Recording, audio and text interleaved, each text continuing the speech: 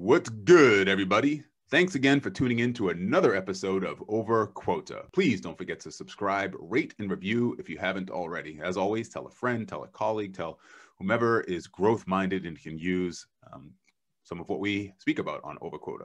And like always, the J. David Group, which is my company, is sponsoring this podcast.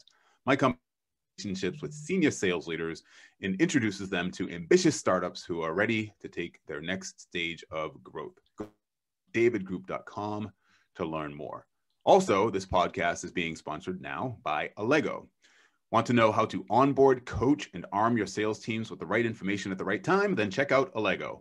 Want to know how to do all of that with a distributed team? Then check out Allego, the market leader for virtual learning and enablement solutions. Email me at web@thejddavidgroup.com so I can personally introduce you to someone that will take great care of you. Now, my guest today is someone who I'm really excited to bring to you and to interview today. I was actually introduced to him by a friend of mine from college. Shout out to Patrick Rex Carano up there in Buffalo. Sorry, your team lost yesterday, but made a good run. But he introduced me to Larry just virtually and said, you should have this guy on the show. As soon as I saw about 5 minutes of Larry being introduced by, being interviewed by somebody else on John Barrow's podcast, I knew that I wanted to invite him, which is what I did. So today, Larry Long is my guest. He's the Director of Collegiate Sales at Teamworks, which is a powerful collaboration and operations platform designed to engage athletes like never before. And we'll get into a little bit of that in a minute. Larry also appeared, like I said, on many other podcasts, which is how I found him. His energy, his excitement, his enthusiasm is just insanely contagious. So Larry, welcome to Over Quota. Hey, Webb. I'm happy to be here. I got the gold mic in my hand, and I'm going to keep my droplets to myself, but I'm going to make sure the contagious positivity comes through to your listeners and the viewers. We don't have any antidote to your contagion called positivity, optimism, optimism, or anything else, right? And I don't think it'll be developed, which is a good thing. I love it. I love it. We need more of that in today's world, especially when you look at business, when you look at sales, when you look at growth, and you look at this four-letter word we're all living called life. That's right. That's right. Actually, you know what? I was going to start in another place, but let's just start. How, with someone with your disposition, right? When things, keep in mind, this is the 1 year anniversary of when Kobe Bryant's helicopter went down, right? That was really the start of just a really tough and rough 2020. So again, remembering Kobe today for sure. But when things like that happen, when, you know, we come March of last year and things started to really slow down and shelter in place, what did that do to what I'm seeing here now, right? Your energy, your optimism, your overall psyche, and how do you sort of move forward when you do get challenges and setbacks and things like that? Yeah, so great question, Jay. My excitement and positivity is on a daily basis. Now, do I go through negative stretches? For sure. Death is terrible, and we're all marching to that finish line. My dad ran track. He passed away 5.5 years ago. You don't know when your finish line is. I don't know when my finish line is. But what I do know is that right now, both of our feet are on the ground, and we're here today. And my father passed along to me that it's our responsibility to make the most out of each and every day. No excuses. Any day that ends in Y, you, me, anybody can come up with an excuse as to why we're not in a good mood, why we're grumpy. But there's no legitimate excuse. As long as you're alive, I think they say 6 feet over beats 6 feet under. For me, I'm 5'9 3/4, but we can round up to 6 feet. Essentially, we're blessed to be here. Now, how do I do it? I mean, it's a choice. We all have a choice. And I just choose to surround myself with positivity. My wife, my mom, talk to my mom every night. My kids, they keep me laughing. And normally they're laughing at me. But just you are what you eat. So, I mean, what are you consuming? Not food. I mean, if it was food, then I'd be a chicken, a fried chicken. But Right. essentially, what podcasts? If you're not listening to the Over Quota podcast, then you're missing out on some positivity, on some great insights. YouTube, if you're not listening to all the great motivators, all the great inspirational stories on YouTube, you're missing out. So that's just what I do personally to make sure I can stay up and keep my energy high and really realize the blessings that I have each and every day. And let me ask you this from on the flip side of that, when you have people that are negative in your life, right, that aren't necessarily, that are detractors, I guess, if you will, from what you just mentioned, is there how do you handle them? Do you just slowly move them out of your life, push them off to the side? What is your advice for people like that who have negativity weighing them down, no matter how hard they try to seek people like you? You got to stick and move. You got to avoid them like the plague. Like I'm trying to dodge COVID. But I mean, they're out there. Negative Nancy's, negative Nellies. Yeah. I can't control them. But what I can do is I can control my sphere, and I can make sure that they don't have influence over my sphere, or that I minimize it. If I have to deal with them, I deal with them with graciousness, with a big old smile. I kill them with my kindness. I think Lil Duval said kill them with the shoulders, but essentially I'm gonna kill them with kindness. Right. And essentially just control. I call it eat. You can call it tea. If you're in North Carolina, it would be sweet tea. But essentially the T is you can control how you treat other people. The E is you can control your emotions. And the A is you can control your attitude and your actions. That's all you can control. So other people, I don't want to control them. I can barely control myself, but I can avoid them if possible. And if not, I can deal with them and essentially make sure that I double up on surrounding myself with people that are going to put a smile on my face, but also encourage me to do for others as well as to do for myself. And that's so much of what I think a lot of folks are missing, is that you've got to do for others. When you do for others, most of your perils, most of your things, they disappear because life is real and we all go through struggles. But no matter what your struggles are, I guarantee you there's someone out there that would swap. They would swap shoes with you right now. They would love to be in your position right this second, no matter what's going on in your life. So I truly believe that. And I realized, I think it was, Goodwill Hunting, Carpe Diem. Seize the day. And I took Latin, so I should know this, but seize the day. And essentially, what are you doing to seize each and every day? That is the question. One of the things I always like to say is don't get mad, don't get even, get ahead. When you have people that are trying to weigh you down and struggle in those types of things, for sure. Because I think your energy, I know personally for me, my energy is better suited for looking forward and figuring out how I can, again, impact somebody more positively, finish the day, finish the week, finish whatever, the month, the year, use all that energy to really make life better for me and for the people around me, as opposed to using the opposite, which would be using the energy to, make the person who is making my life challenging, make their life more challenging, right? It just doesn't make any sense. And so I've always been the believer of, you know what, let's just keep moving and move ahead, I love it. And one thing lately, I've been on Clubhouse and I host the Positivity on a Friday room. And I asked 3 questions. What was your biggest win from this week? What is your plan to make next week better than this week? And then what are you going to do to help someone else out? I mean, the great Martin Luther King Jr. has a quote, and I love it. It's one of my top 2 favorite quotes. He says, life's most urgent and persistent question is, what are you doing? And I emphasize doing. What are you doing to help others out, to help someone else out? That is the question. It really is. And if you can answer that, shoot, the sky's the limit.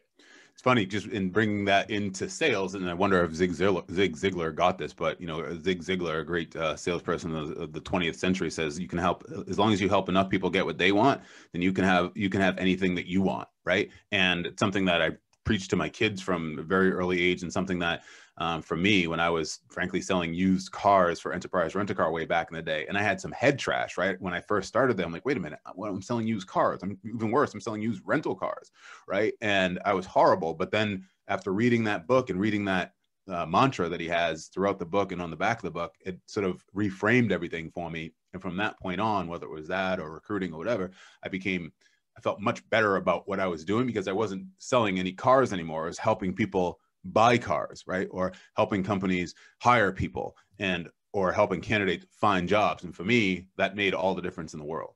You're spot on. And the word you said there is perspective. You Yeah. said you reframed it. When you look at it from that perspective, that I have the opportunity to serve others, to get what they want, what they need, what they desire, what they're challenged with, that's just an amazing thing. And that's my definition of sales. A lot of people think of sales as a used car salesperson. Right. Ready to do a deal. Hey, I'm looking for a minivan and they're trying to sell me a Ferrari. It's like, what? Like, right. What you talking about, Willis? But essentially, if I frame it up that I'm playing matchmaker, that whatever I have, whether it's my thoughts and ideas, whether it's a product and or service, if I'm matching that with other people's needs, their wants, their desires, their dreams, I'm probably going to have a lot of success if that's what I stay focused on. Mm-hmm. If I stay focused on being a me monster and looking out for me, people can smell BS from a mile away. Yes. And good luck, because it stinks. Yeah, and you won't sustain it for success if you have any at all. You won't sustain it for very long. Okay, let me just zoom back out a little bit and start with where I initially was going to start, but we led down that path. We were going to get there anyways, but I figured. Give me the Larry Long Jr. backstory, if you will. Take me back to, growing up, your influences, and then moving into your early career. Yeah, born in Baltimore. Moved around. Both my parents worked for Department of Veterans Affairs. So we lived in Grand Island, Nebraska. I don't remember it, but I've heard the stories. There's tornadoes going around and we lived in an apartment. Everyone goes down to the basement and I'm running around just happy-go-lucky. So that was just a sign of things to come. That little Larry Long Jr., little Larry had a big old smile on his face when everyone else is concerned about, are we going to make it out?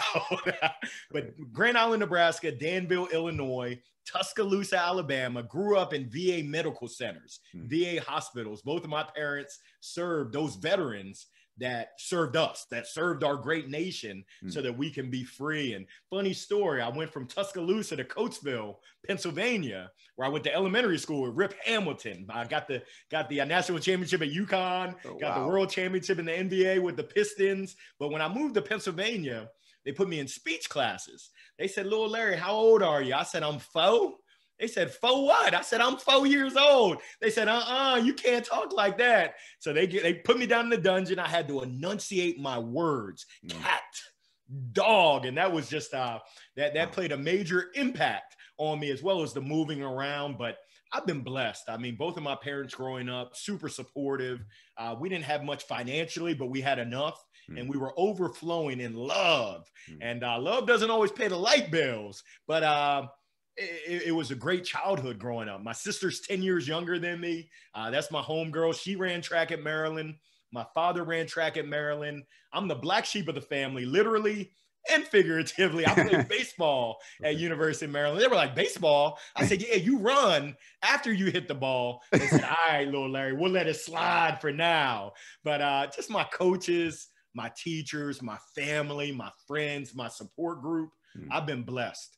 And for the most part, it's been really positive, but you learn the most from those negative experiences. And I've had some of those: coaches, teachers, family, friends, you name it. But just growing up, it's been an adventure, sometimes misadventure, but it really has made me who I am.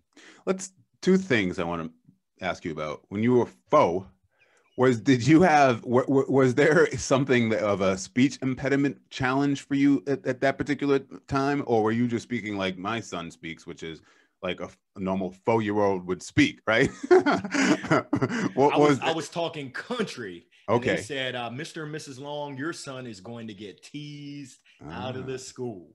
Wow. And they were right. And I hated it at the time because I got pulled out of class, had to go down in the basement, the dungeon. But it taught me to speak well. And I'll never forget, I went on a field trip in Baltimore County. My aunt, she was a teacher. And those kids said, you talk proper. you talk like a little white boy. I went home crying to my mom. I said, Mom, do I talk proper? She said, little Larry, you talk where you're going to be able to get a job. So it didn't really ease the pain because they clowned me. The joke was on me, but essentially it did teach me to enunciate my words, which I go back every now and again, especially when I get excited, which is all the time. Right. I start talking fast. I'm not enunciating my words. And Right. people are like, what you talking about, Willis? Yeah, right. I got that too every once in a while. You're talking white for sure. So I know how that feels. We mentioned misadventures and some setbacks and challenges. Tell me about those that you've had, and then I want to work up to where you're present day. Yeah, so the two biggest. I was a 4-year starter in the ACC at University of Maryland. Go Terps. I had dreams and aspirations of being a professional baseball player. The draft came around my junior year, and I was sitting by my phone, and it didn't ring. So I came back my senior year. I got mono that summer, came back, and I was out of shape. I wasn't ready. And my senior year was a bit of a dud. Just wasn't what I expected. And that phone didn't ring again. So I went off to the working world at Accenture doing IT consulting, which was cool. Good first job. But I still had that itch. I remember being in West Virginia, Morgantown, West Virginia, working out. And I told my partner, I said, hey, I enjoy what I'm doing, but I've got to give this one last try. He said, hey, do your thing, homeboy. So I went down to Florida, minor league spring training with the Dodgers and the Red Sox. And they said, thank you for coming. They pulled a Russell Simmons. They said, thank you for coming out. God bless you and good night. Don't let the door hit you where the good Lord split you. So I went back to Accenture. They said, back so soon? We thought we were going to see you on TV. I said, you see, what happened was, but it just wasn't meant to be. I gave it my all. It wasn't in the cards. So that didn't work out. So I worked at Accenture, realized that I wasn't passionate. I was making money relatively, but I wasn't passionate about what I was doing. I said, wow, this isn't God's plan for me. I'm making this commute from Columbia, Maryland to Reston, Virginia. I said, nah, this ain't the life that I'm trying to do. So I moved to Raleigh, North Carolina, to open an indoor baseball and softball academy, MVP Baseball Softball Academy. And I remember my colleagues said, you're going to do what? We knew you were crazy, but we didn't think you were that crazy, Larry.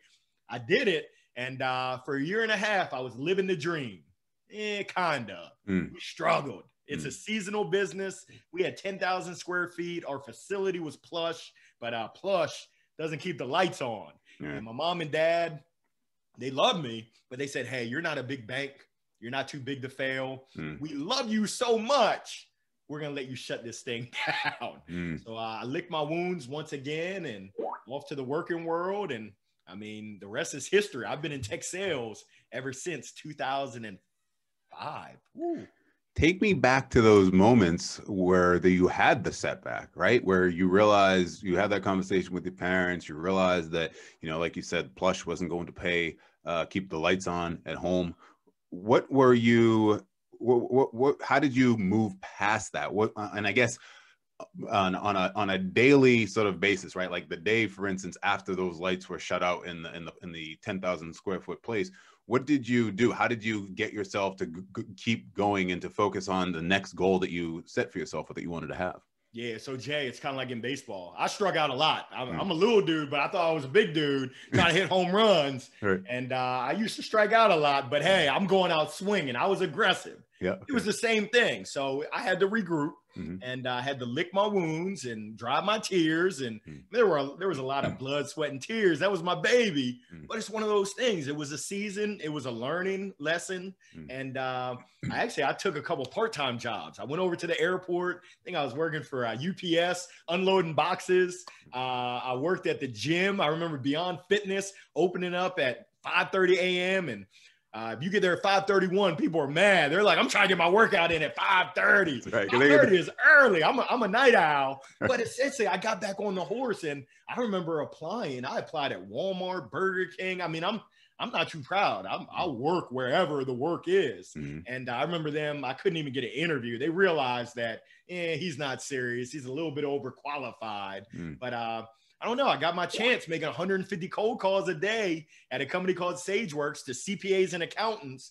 And it was awesome because it was kind of like batting. Like I got 150 swings every day and a lot of strikeouts. But when you hit those home runs, it was meaningful. And there were two major lessons. There were a lot of lessons I learned there, but the two major ones, if you make it about the purpose. And essentially, I wasn't passionate about CPAs, certified public accountants and accountants, but I was passionate about the people they serve, the small business owners. So I was able to tell my testimony.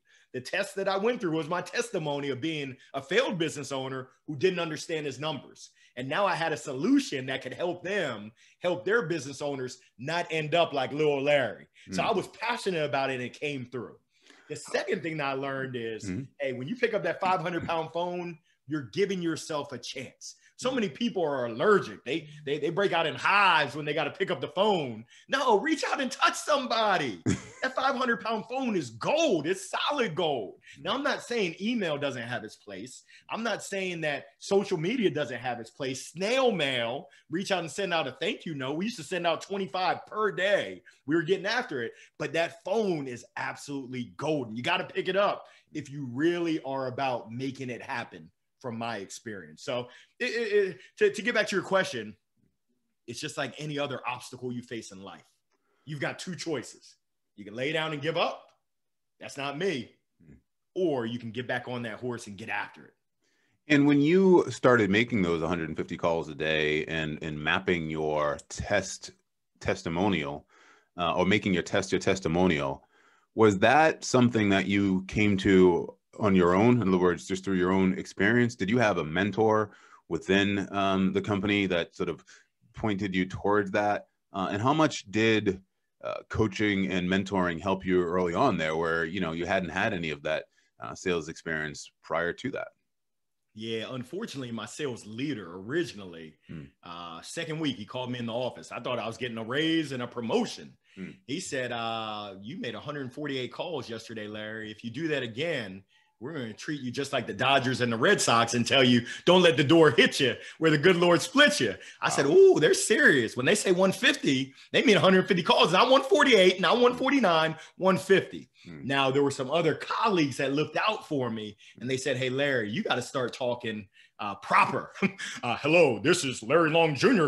They said, no, these accountants on the other side, they're people just like you. Right. Now, don't get it gangsta like you normally talk to us kind of on break, but you got to find that happy medium where you can communicate with people and just share your authentic you. So I was blessed to have, I call them mini mentors, just my cheerleaders, my supporters that saw something in me because it was discouraging. I started off my baseball career at Maryland, won for my first 24, which it doesn't take a math major to realize that's not good. And I remember we came back from UNC Greensboro. I called my dad, who made the trip down from Maryland, and I told him, I don't belong in Division I baseball. I definitely don't belong in the ACC. And my dad had some choice words. He didn't cuss much, but he came through that phone and he yoked me up. And he said, boy, you can't have my name with that attitude. He had some other words in there. I said, oh, I hear you, Dad, loud and clear. He said, you better get back to the drawing board and you better start believing in yourself. So when I talk to people, and I call it MBS, your mind, your body, and your soul, you got to get right with yourself. If you don't believe in yourself, and this is my other favorite quote, Henry Ford says, whether you think you can or whether you think you can't, you're right. And essentially, I came back to that when I was making those 150 calls. On average, 150 calls will have 18 to 24 conversations. Out of those conversations, our goal was to convert 3. That was a good day to convert 3 that said, yes, I will sign up to take a listen to what you got. That's a terrible 3 out of 150. I'm not a math major, but I know that's not a good batting average right there. But that's what success looked like. If you're okay with using failure as a learning and realizing that that's what you got to do to have success, and how can you iterate and test to get just a little increments of improvement, that's really where the learning comes from. So great experience. It's lasted me a lifetime. Now, let me ask you this then. How do you when you say get right with yourself, like how did you get right with yourself? How do you get right with yourself? And how do you advise others to perhaps get right with themselves? Yeah. Walk in your bathroom and look in that mirror. And then you got to ask yourself the questions. And you think about sales. Sales is about the questions you ask. And it's really the questions you ask yourself. What is your answer? So I had to ask myself, hey, Larry, are you serious about this? Are you serious about your craft? Are you going to practice your cold call?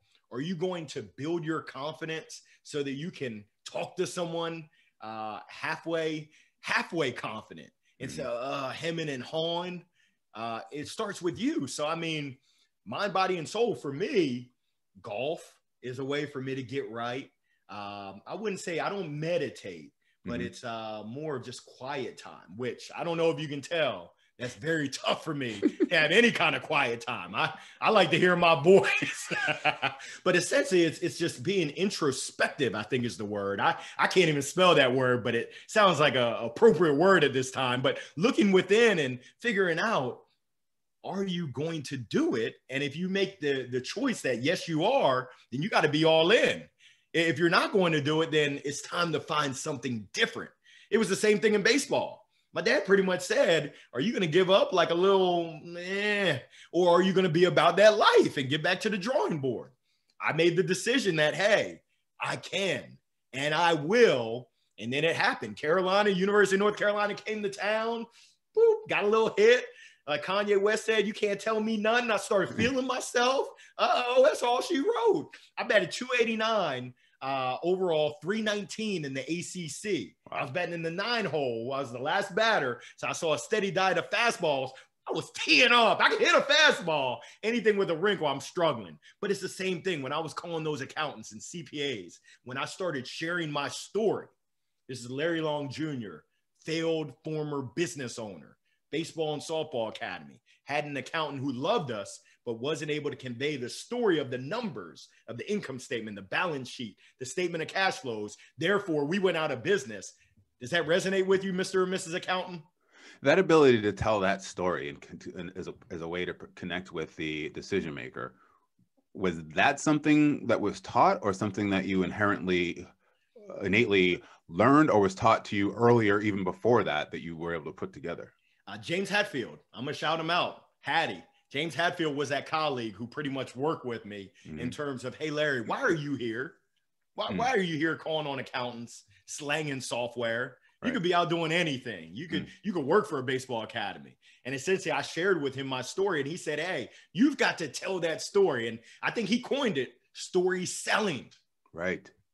So essentially, it was with him. I'm not that bright where I came up with that on my own. Right. But I do look back. My first true sales experience was Lawns by Larry, knocking on doors in the neighborhood, asking for it. I was scared. My mom said, what are you scared of? What's the worst thing they can say? I said, no. She said, is it really that bad? I said, yes. I don't like to hear no. Who does? But she said, boy, you better get on out there and make that money. And essentially knocked on the doors and got a lot of no's. And then when I got that first yes, and they said, we're going to pay you $12 to a 12-year-old, shoot, you can't tell me nothing. I said, I like this. Let me keep knocking on these doors. $15 for an end unit because I got to do the front, the back, and the side. I was mowing. That's right. I think another part of those lyrics are wait until I get my money right, which is what you did. Don't hurt nobody. Come on now, J-Dub. That's right. So all right. So fast forwarding to Teamworks, let's talk about that. Get the value proposition of Teamworks, because I obviously read that tagline, so to speak, in the beginning, but didn't quite personally understand what I was reading, if you will. Yeah. So give me a sense of what Teamworks is and where they sit in their particular market. Yeah, I love it. So our core mission is to empower, give the power, and engage elite athletes. So as Director of Collegiate Sales, we have a platform right now that's communication, collaboration, operational efficiency. What does that mean? Well, essentially messaging, calendar, files, forms, travel. Okay. We're adding in academics, anything that touches the student athlete. We want to touch them. We want to give them the power to own, the power to take responsibility, to be accountable. If something changes on the schedule, it's snowing outside, practice has been pushed back. Hey, coach, I didn't get the message. BS. I see that you opened it up at 3 o'clock. Go run the stairs. And funny story, that's how we were founded. Our CEO played football at Duke. Okay. And essentially he was tired of being double booked, triple booked, and getting punished by his coaches saying, hey, you missed this meeting, go run the stairs. He said, hey, I'm a big fella. There's no reason we're Duke that we can't figure this the freak out. Fitfo, figure it the freak out. Right. So essentially he took it as a project, a computer science project, and that launched Teamworks. We now work with over 3,000 collegiate teams on the communication side.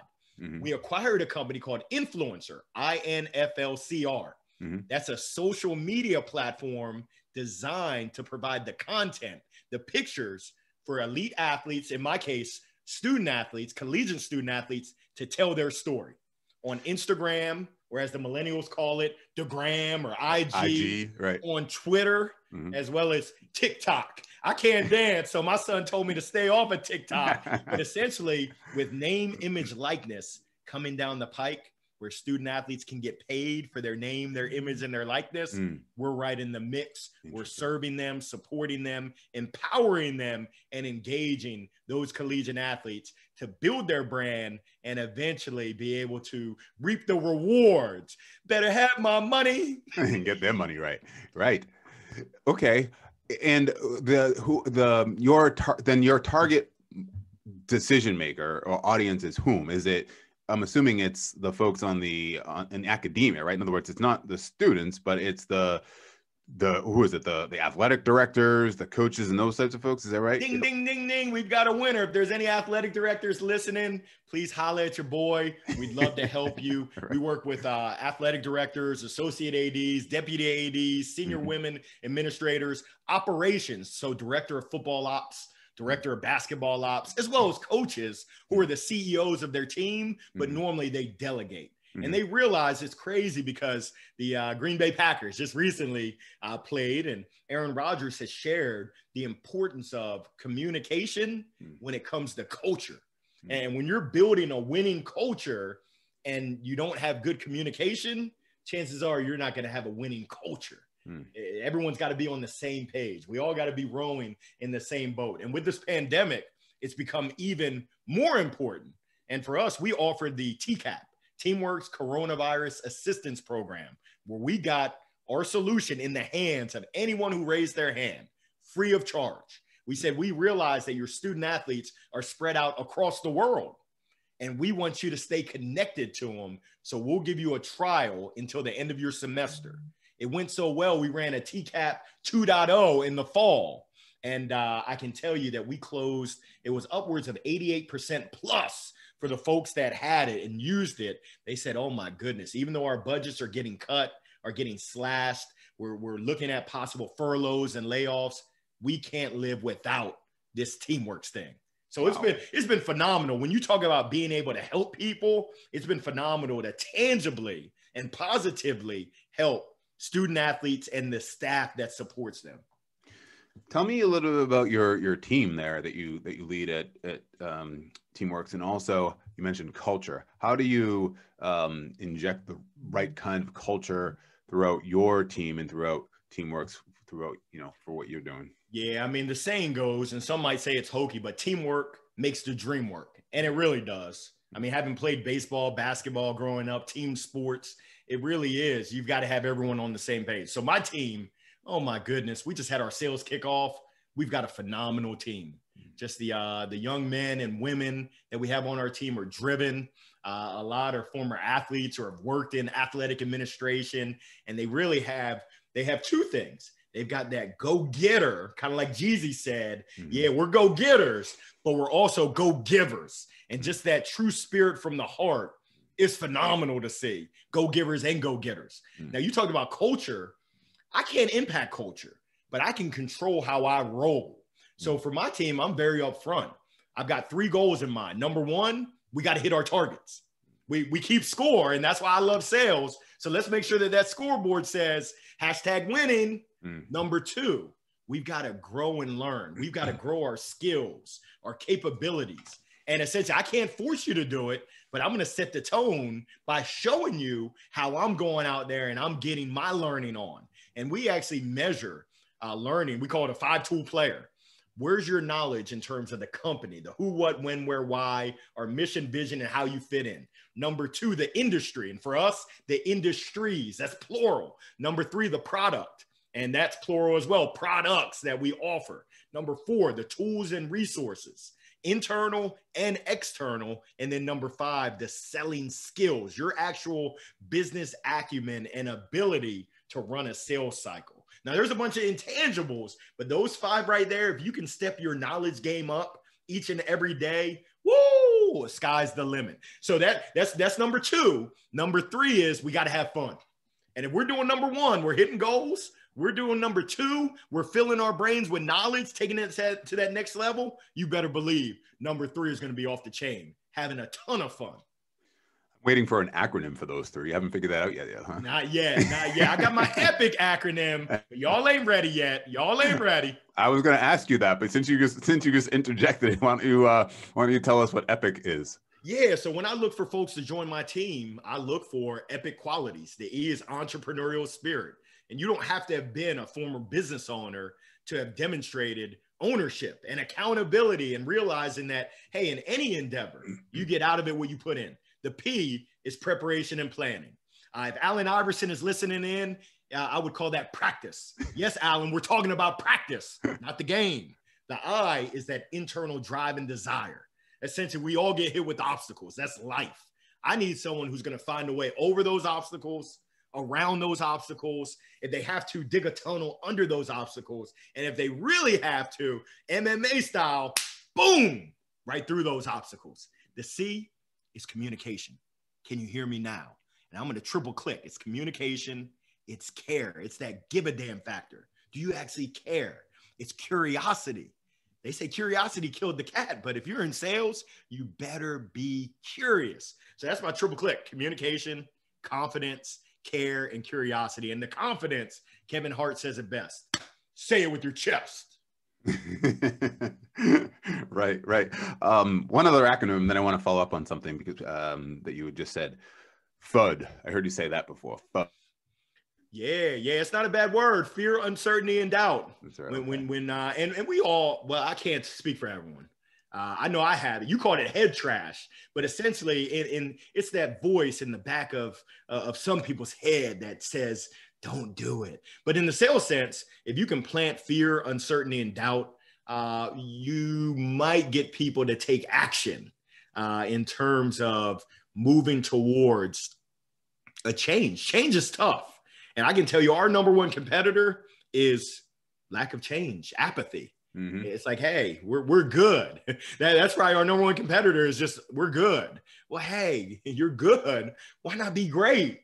And being that we call in the athletics, we ask the coach, hey, is it okay for your players to say, hey, coach, thanks for that, but I'm not going to hit the weights. I'm good. And they always say, of course not. Well, coach, I'm going to ask you to take a look in the mirror, a hard look, and ask you, is it okay to be good for your program? Is that okay? Yeah, I didn't think so. You ready to sign? Right.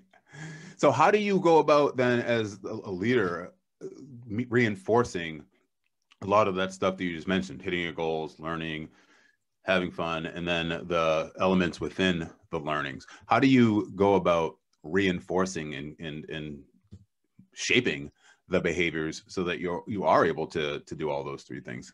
Yeah, well, we communicate and we talk about it all the time, but we also measure it.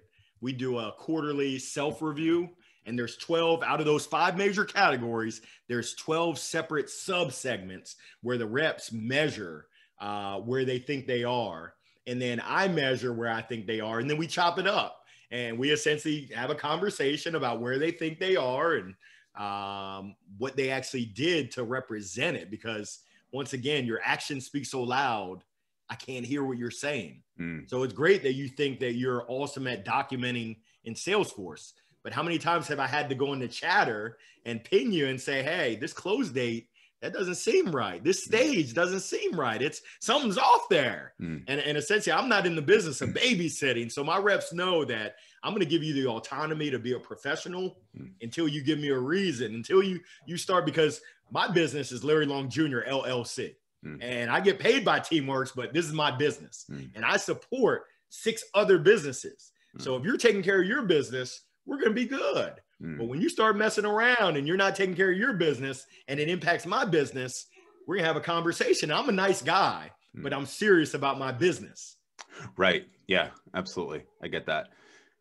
Another thing that I wanted to ask you about is midweek, midday motivation minute. Is that right? Do I get that right? Motivational minute. You got it. Good. Googly muggly. Not many people. That's a mouthful right there. Not many people get that thing right, but I appreciate it, Jay.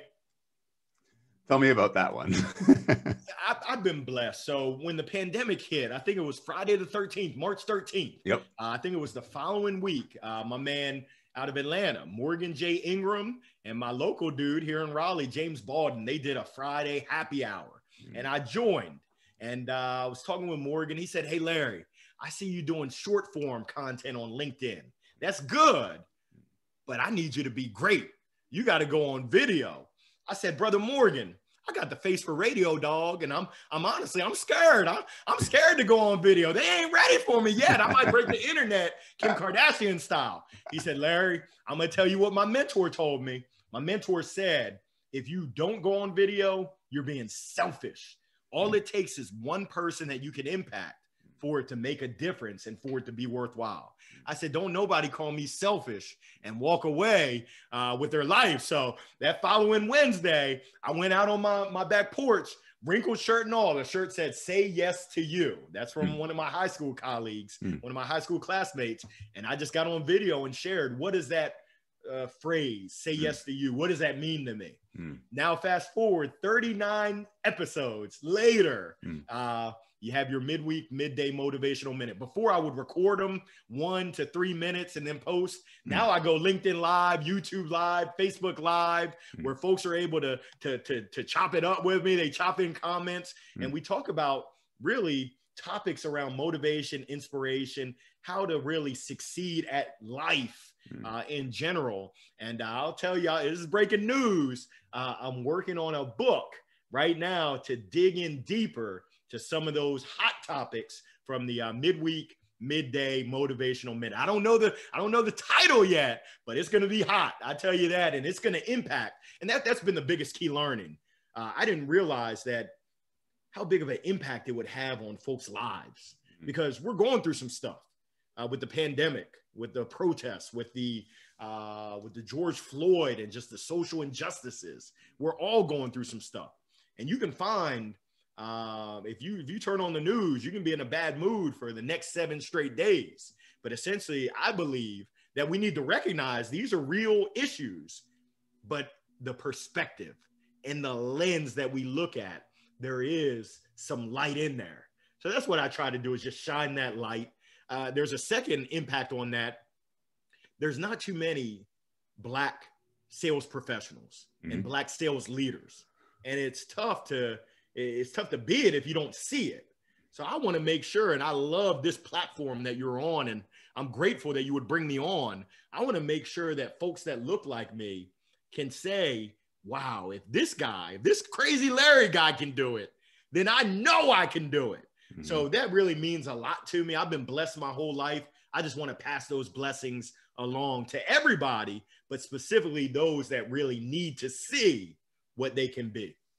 Yeah, and you just alluded to the fact that you said breaking news, and we can't underestimate the power of our own abilities to break our own news, right, and to create our own news and to create our own positive impact in the world in the face of all the negativity and just the hard times, obviously, that are out there in terms of civil unrest and racial injustice and all of those things that factor in. And you're right, there aren't a lot of Black sales leaders for sure, certainly not in my world in technology sales. So when my friend introduced, told me about you, I was like, man, I got to get this guy on just because it is so rare. And the other thing too is that, diversity is not just a color, right? In other words, your life's perspective that you're sharing here today is different. It's a lot different than a lot of the folks that I'd had on, and that frankly doesn't have anything to do with color. It just has to do with upbringing and in your own personal history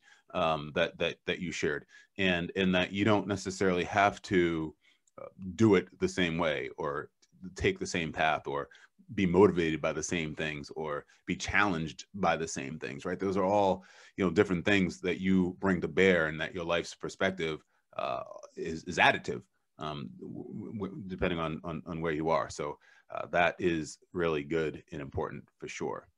I think what I'll do next is, let's just jump into what I call the rapid fire 5. Oh, one other question I wanted to ask you about the midweek, midday motivational minute is how do we find that? What do we do besides follow you, or is it just follow you? Yeah, go ahead and subscribe to my YouTube page, Larry Long Jr., as well as on LinkedIn. If you follow me on LinkedIn, it's normally every Wednesday, right around 12 o'clock. So we had the inauguration recently. I didn't want to take away from Biden and Kamala, so I went a little bit later. It's crazy. A gentleman from India said, "Hey, Larry, where you at? I'm waiting on the midday motivational minute." I said, "Hold your horses." I didn't want to draw away from their crowd. I'm joking. But I said, "Hey, we're going to be coming on a little bit late." He said, "All right." I just wanted to make sure I didn't miss it. But yeah, we're on LinkedIn, we're on YouTube, and we're on Facebook. So you can find me 3 different ways. Larry Long Jr., the smile for a mile.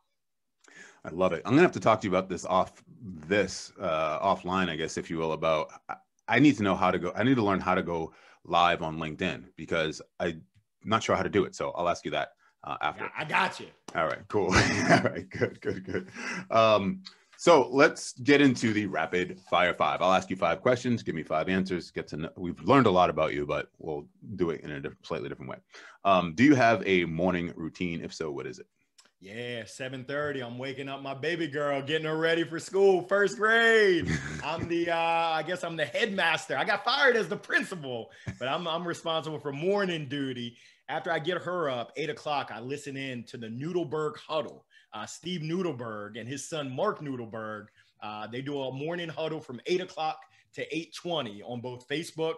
I normally tune in on LinkedIn, but yeah, Steve Noodleberg, the Noodleberg huddle, it's motivation, inspiration, positivity, and it's every day during the weekday. That just gets my day started off right. I love it. It's fantastic. What are you most excited about right now, personally and professionally? I'm gonna be honest with you. Professionally, I've launched a business, motivation, inspiration, sales, keynote speaking, coaching, training, consulting, you name it. And I'm about to drop my online on-demand sales training course, Sales 101, the basics. So that's got me pumped up. I'm proud of the process, of the journey. I was able to bring along, I think, 10 of my friends that were able to join in. So we're going to be serving and providing value to a lot of sales professionals out there that need the spin. It's a unique spin on sales. Sales isn't rocket science, but I'm super excited about that. From a personal standpoint, I'm super excited. I got some new irons. I got some new woods. And I don't know if I told you, I'm Tiger Woods' cousin. I'm his long lost cousin. Larry hit it in the woods. But 2021 is going to be a good golf year for me. I can just feel it. I'm ready. I'm ready for this weather to heat up, get warm, so I can get out there on the links. And my boys that I play with, they try to take my lunch money. The buck stops here, not in 2021. That's right. Wait till you get your swing right? What do you want to get better at right now besides golf? Oh, goodness. I was just talking about this over the weekend. My courage. Okay. I have confidence, but my courage. There's a lot of self-doubt. And I just joined a mastermind group of professional speakers to surround myself with people that are doing what I hope and I aspire to do. You talk about head trash. I've got that voice walking around in the back of my head. Larry, you're not worthy. Larry, you're not good enough to be a professional speaker. Who do you think you are, charging someone for you to speak when you've been giving it away free 99 for years? So it's really having that courage and that internal belief in self. And my dad, he's come down and he's visited me again, and he's joked me up. Hey, boy, I didn't raise you to be meek. So that's what I'm working on right now. And it's a constant struggle. I'm gonna keep it real with you. And I've been sharing my challenges with folks. And I've just really been blessed that folks have been so encouraging. They've been helpful. They're holding me accountable to my goals. 12 paid speaking engagements, 5 at my full rate or above. So I'm just appreciative of that. But it's something I'm working through as we speak, because it's a lot easier said than actually done.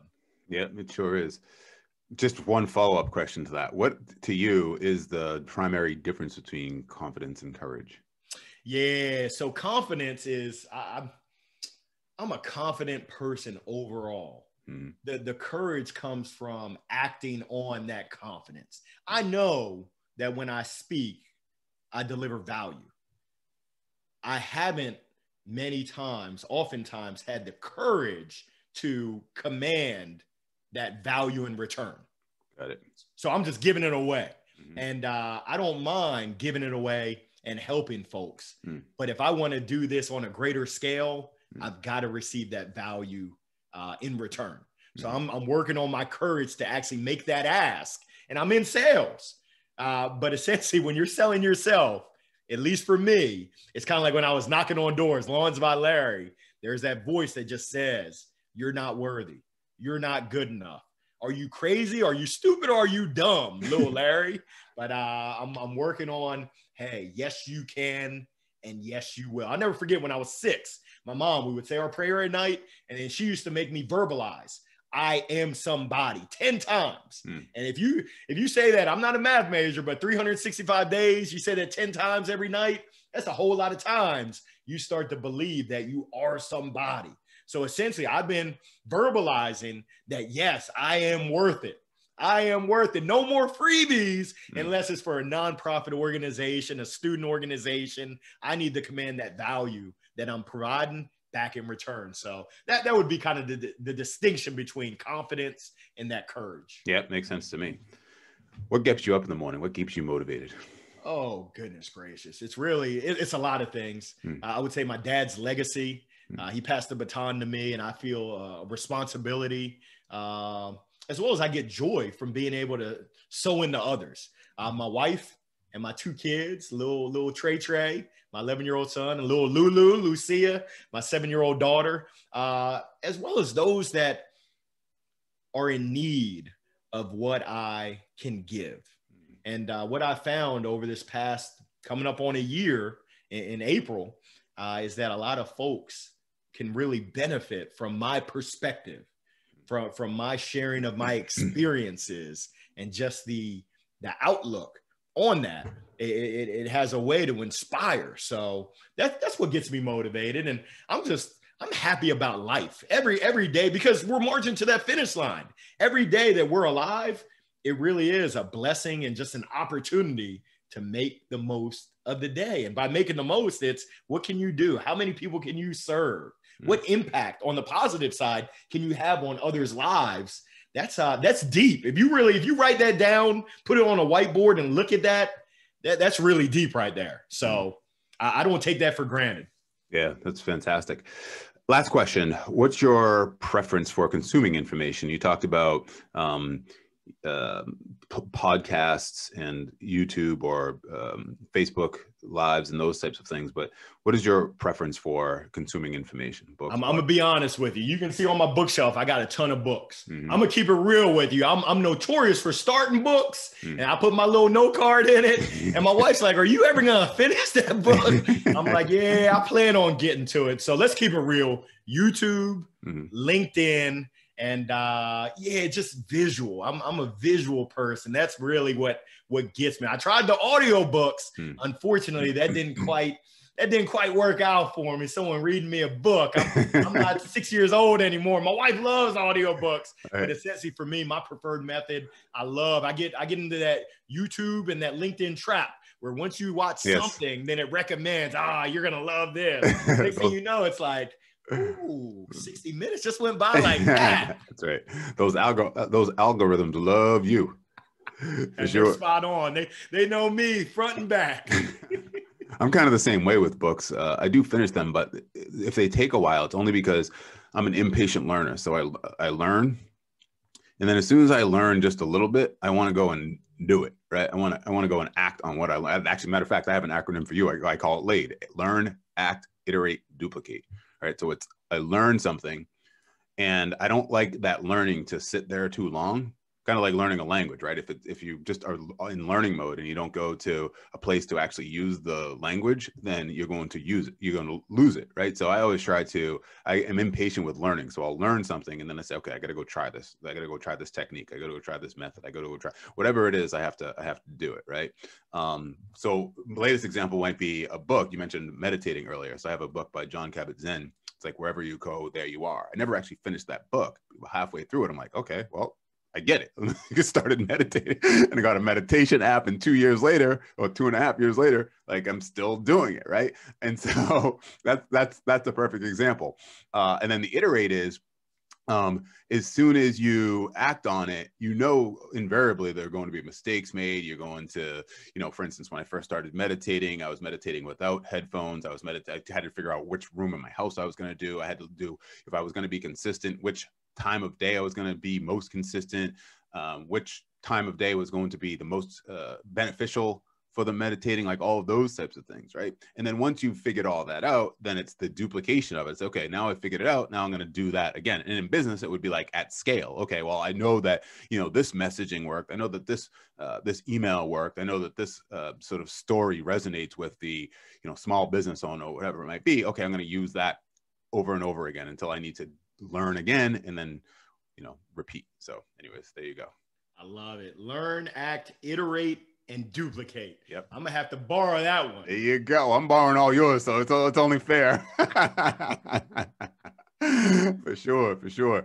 Listen, Larry, it's been a pleasure. I appreciate you coming on. Like I said at the top, your energy and optimism and all that is contagious. I'm sure the people that have been listening to this feel the same way, and they're ready to go run through a wall or do something that they'd never done before.